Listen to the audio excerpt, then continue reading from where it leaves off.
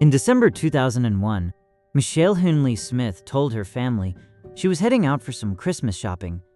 She walked out the door and didn't come back. For nearly a quarter of a century, her disappearance was a haunting mystery that tore a family apart and left a husband living under a cloud of suspicion. But in February 2026, the truth finally surfaced, and it wasn't what anyone expected. For 24 years, Michele was a missing person. Her family never stopped looking, making desperate public pleas for any shred of information. The toll on those left behind was unimaginable. Even as one of her children faced a harrowing battle with cancer, there was no word from Michele.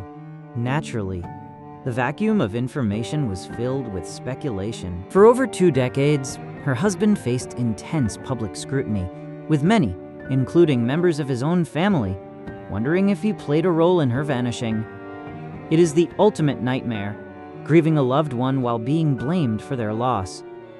The breakthrough didn't come from a forensic discovery, but from a tip. In early 2026, Michele was found alive and well, living just 2 hours away from her original home. She hadn't been abducted, she had simply started over. When authorities located her, Michele made a stunning request. She asked that her current location not be disclosed to her family.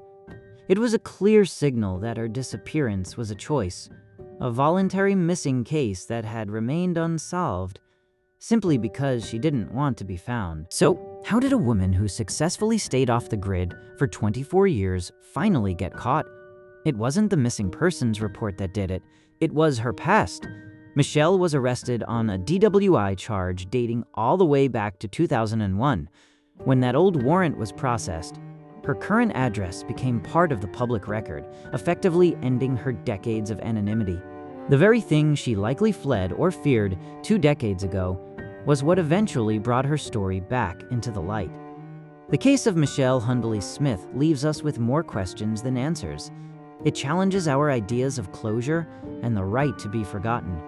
While her family finally has the answer to where she is, the why remains a deeply personal mystery. What do you think? Does a person have the right to leave their life behind without a word? Or does the trauma left behind outweigh that freedom? Let me know in the comments.